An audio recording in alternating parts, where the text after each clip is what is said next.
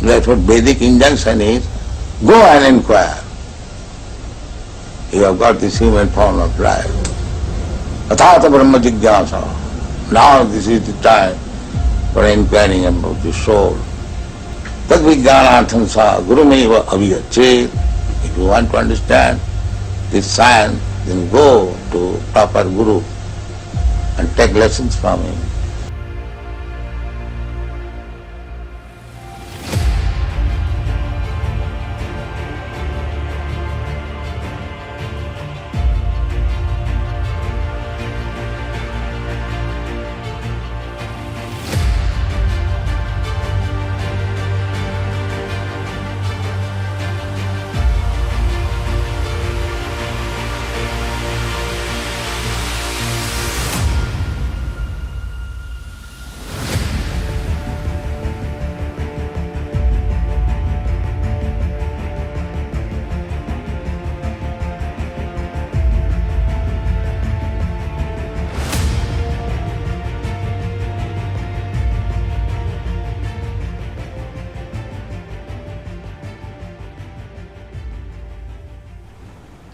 हरे कृष्णा। भारत करोड़ों वर्षों से ऋषि मुनियों व साधु संतों का देश रहा है। इस पावन धरा पर हजारों हजारों साल से ऋषि मुनियों ने अपने ज्ञान व तप से इसको सींचा है। भारतीय वैदिक संस्कृति को विश्व की सबसे बड़ी धरोहर माना जाता है, परंतु धीरे धीरे मुगल साम्राज्य के आने से और ब्रिटिश राज से इस संस्कृति का कहीं न कहीं पतन होने लगा। इस पतन ने एक ऐसी स्थिति ला दी जिसमें संस्कृति के प्रति व धर्म के प्रति लोगों की आस्था धीरे धीरे लुप्त होने लगी।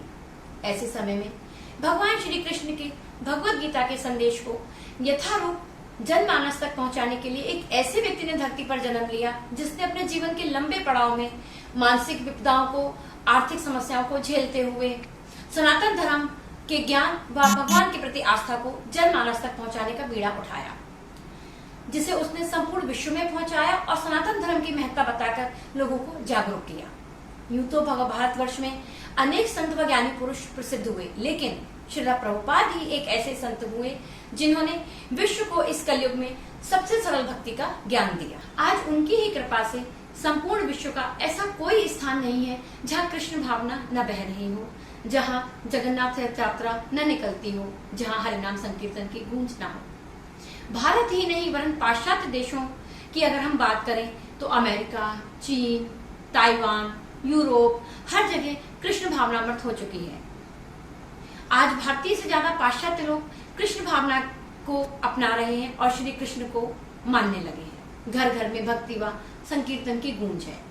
आइए गुरु प्रणाम मंत्र बोलकर आगे बढ़ते हुए इस महान व्यक्तित्व के विषय में और जानते हैं। लेकिन उससे पहले आप सभी वैष्णव भक्तों व इस्कॉन परिवार की तरफ से मैं आपको बता दूं कि यह वर्ष हमारे लिए बहुत खास है। जानना चाहेंगे क्यों? इस वर्ष ISKCON girl forum east of Kailash की तरफ से हम सभी कृष्ण कृपा मूर्ति एसी भक्ति वेदांत स्वामी श्रील प्रभुपाद की 125वीं वर्षगांठ मना रहे हैं और इस वर्षगांठ के अवसर पर हम उनको एक वेबसाइट लॉन्च करके अपने श्रद्धा सुमंजलि अर्पण कर रहे हैं। जगत गुरु श्रील प्रभुपाद की जय। ओम विष्णु पदाय कृष्ण प्रेष्ठाय भूतले श्रीमते भक्ति वेदांत स्वामिन इति नामिने नमस्ते सरस्वते देवे गौरवाणी प्रचारिणी निर्विशेष शून्यवादी पाश्चात्य देश तारिणी। जगत गुरु श्रील प्रभुपाद की जय। 20वीं सदी के प्रसिद्ध गौड़ीय वैष्णव गुरु तथा धर्म प्रचारक थे हमारे श्रील प्रभुपाद। कृष्ण कृपा मूर्ति श्रील प्रभुपाद का जन्म 1 सितंबर 1896 को कलकत्ता में हुआ था। उनके पिता गौर मोहन डे एक कपड़ा व्यवसायी थे और उनकी मां एक साधारण गृहिणी। बाल्यकाल से ही श्रील प्रभुपाद शुभ लक्षणों से युक्त थे। इन्हीं लक्षणों के चलते एक बार ज्योतिषी ने उनके पिता से कहा था कि आपका पुत्र बड़े होकर उम्र के एक ऐसे पड़ाव में 7 समुद्र पार यात्रा करके भक्ति का प्रचार करेगा और 108 मंदिरों का निर्माण करेगा, जिस उम्र में लोग सिर्फ आराम और आराम करना चाहते हैं। प्रभुपाद को कृष्ण भक्ति विरासत में अपने पिता से मिली। जब वो बहुत छोटे थे तो अपने पिता से रथ यात्रा की बहुत जिद करते थे। अपने पिता को वो हमेशा कृष्ण भगवान लड्डू गोपाल की सेवा करते हुए देखते थे। इसी तरह से उनका बचपन बड़ा हुआ और भक्ति उनके रग रग में समा गई। समय बीतता गया, प्रभुपाद ने अपनी शिक्षा पूर्ण करी। शिला प्रभुपाद ने बहुत अच्छी शिक्षा ग्रहण करी और इसी के साथ साथ उन्होंने अंग्रेजी में अपनी महारत हासिल करी। सन 1920 में कॉलेज की पढ़ाई खत्म करने के बाद शिला प्रभुपाद गांधी जी के आह्वान के प्रति अपनी प्रतिक्रिया व्यक्त करते हुए उन्होंने अपने डिप्लोमा की डिग्री लेने से साफ इनकार कर दिया। सन 1922 में शिला प्रभुपाद अपने गुरु भक्ति सिद्धांत सरस्वती ठाकुर से मिले, जो एक प्रमुख भक्ति विद्वान और गौड़ीय वैष्णव मठ के 64 शाखाओं के संस्थापक थे। भक्ति सिद्धांत सरस्वती ठाकुर शिला प्रभुपाद की अंग्रेजी से इतने प्रभावित हुए कि उन्होंने ये ठान लिया कि ये नवयुवक विदेश में जाकर के भक्ति का प्रचार करेगा, और उन्होंने इसी के चलते शिला प्रभुपाद को आदेश दिया कि तुम सारे वैदिक ज्ञान को अंग्रेजी में प्रसारित करोगे। शिला प्रभुपाद को उनके समय बिताए हुए की एक घटना उनके दिमाग में बहुत गहरी छाप छोड़ गई। वो थी, एक बार सरस्वती ठाकुर जी राधा कुंड में खड़े हुए थे और उन्होंने शिला प्रभुपाद से कहा कि जब तुम्हारे पास धन हो तो तुम पुस्तकों का वितरण अवश्य करना। ये बात उनके मन में इतनी गहरी समा गई कि उन्होंने उसी समय अपने गुरु की आज्ञा को पालन करने का ठान लिया। इसमें शिला प्रभुपाद ने कई मानसिक और आर्थिक यातनाओं को भी झेला, पारिवारिक समस्याओं को भी फेस किया उन्होंने बहुत ज्यादा। सर्वप्रथम शिला प्रभुपाद ने इसी के चलते एक पत्रिका की कल्पना की जिसमें धार्मिक ज्ञान के साथ साथ कृष्ण की महिमा का भी गुणगान बताया गया। उसका नाम उन्होंने रखा बैक टू गॉड हेड। 56 वर्ष की आयु में शिला प्रभुपाद ने सोचा कि अपने गुरु के आदेशों को गंभीरता से लेना चाहिए। इसी समय शिला प्रभुपाद के कुछ छोटे मोटे अनुभव हैं जो मैं आपको बताना चाहूंगी। जब शिला प्रभुपाद ग्रंथों की रचना में व्यस्त थे तब उन्हें समाचार मिला कि इलाहाबाद में उनके घर में चोरी हो गई है। यह सुनकर वे बहुत जोर से हंसे। कोई आम आदमी होता तो परेशान हो जाता, व्यथित होता, क्या करूं, कैसे करूं। लेकिन शिला प्रभुपाद ने मन ही मन में कृष्ण को धन्यवाद दिया और कहा कि अच्छा हुआ आपने मेरी ये आसक्ति भी खत्म कर दी। अब मैं पूरी तरह से आप पर और श्री राधा रानी पर शरणागत हो सकता हूँ। शिला प्रभुपाद चाहते थे कि उनके परिवार में उनकी पत्नी और उनका पुत्र प्रचार और प्रसार कार्य में उनका साथ दें, लेकिन वो इन सबसे बहुत कोसों दूर थे। उस समय शिला प्रभुपाद भगवद गीता का अंग्रेजी में अनुवाद कर रहे थे। एक दिन घर आकर वह अपनी प्रतियों को ढूंढ रहे थे, तभी उनकी पत्नी ने उनसे आकर कहा, आप जिसे ढूंढ रहे हैं उसे तो बेचकर मैंने चाय की पत्ती खरीद ली। शिला प्रभुपाद एकदम संग रह गए। उन्हें लगा ये क्या हुआ, उनकी तो सारी मेहनत व्यर्थ हो गई। यही वो समय था जब उन्होंने एकदम से ठान लिया कि नहीं, अब मुझे यह संसार और अपना गृहस्थ आश्रम छोड़कर मुझे वानप्रस्थ आश्रम लेना चाहिए। और नितांत संकल्प मुद्रा में उन्होंने अपना परिवार और व्यापार एक क्षण में छोड़ दिया। इसके पश्चात उन्होंने फिर से भगवद गीता लिखनी आरंभ करी और वृंदावन चले गए, जहाँ वे राधा दामोदर मंदिर में कई विषम परिस्थितियों के साथ रहे और उन्होंने वहां अपना लेखन कार्य पूर्ण किया। शिला प्रभुपाद के मन में अपने गुरु की बात हमेशा याद रहती थी। वह जानते थे कि यदि वे अधिक समय तक वृंदावन में लेखन कार्य के लिए रुक गए तो वो वैदिक संस्कृति और भगवद गीता को जन जन तक नहीं पहुंचा पाएंगे। वे ये भी जानते थे कि आज भारतीय संस्कृति पाश्चात्य रंग में रंग चुकी है। इसलिए उन्होंने दुनिया के सबसे ताकतवर देश यानी अमेरिका के नंबर 1 शहर न्यूयॉर्क को चुना। भगवद गीता के प्रचार के लिए वो न्यूयॉर्क गए। किस तरह से न्यूयॉर्क गए? 13 अगस्त 1965 को एक मालवाहक जहाज में 70 वर्ष की आयु का एक वृद्ध व्यक्ति मात्र $60, जो कि भारतीय रुपए में अगर हम उसे देखें तो 40 रुपए लेकर और कुछ किताबों की प्रतियां लेकर वो उस मालवाहक जहाज में चढ़ गए और न्यूयॉर्क आ गए। कहते हैं भगवान अपने सच्चे भक्तों की परीक्षा भी लेते हैं। शिला प्रभुपाद को उसी यात्रा के दौरान 2 बहुत मेजर हार्ट अटैक भी आए, लेकिन कृष्ण ने उनका साथ तब भी नहीं छोड़ा और न उन्होंने हिम्मत हारी। 32 दिन का सफर पूरा करके वे एक ऐसे शहर पहुंचे जहां उन्हें पता था कि कोई भी उन्हें नहीं जानता है, लेकिन शिला प्रभुपाद अमेरिका वासियों के मन को अच्छी तरह से जानते थे। वो जानते थे कि वो अभी किस रंग में रंगे हुए हैं। प्रभुपाद उनकी जीवन शैली से भली भांति परिचित थे, इसलिए वो तनिक भी विचलित नहीं हुए। शिला प्रभुपाद कृष्ण का नाम लेकर ऐसी जगह पहुंचे जहां हिप्पियों का ही बसेरा था, यानी न्यूयॉर्क का एक बहुत प्रसिद्ध जगह टॉमकिंस स्क्वायर पार्क। उन्होंने वहां बहुत सारे हिप्पियों को एक झुंड में देखा। हिप्पी लोगों का जीवन शैली बहुत ही अस्त व्यस्त थी। हर समय नशे में लिप्त रहते थे, कहीं भी वो संभोग कर लेते थे, हर नशे की पूरी प्रवृत्ति, कहीं भी खा लेते थे, कहीं भी सो जाते थे, कहीं भी थूक देते थे, कहीं भी मल त्याग कर देते थे। उनका ऐसा जीवन था, बहुत ही अस्त व्यस्त लाइफ थी। एक बार को तो प्रभुपाद ने सोचा कि इन्हें कैसे सुधारेंगे, लेकिन वो जानते थे कि मैं अपने सरल स्वभाव से इन हिप्पियों को एक दिन जरूर सुधार लूंगा। जानते थे कि अगर हिप्पी सुधर गए तो सारा अमेरिका उनसे परिचित हो जाएगा, क्योंकि उन हिप्पियों ने कहीं ना कहीं अमेरिका वासियों की नाक में भी दम कर रखा था।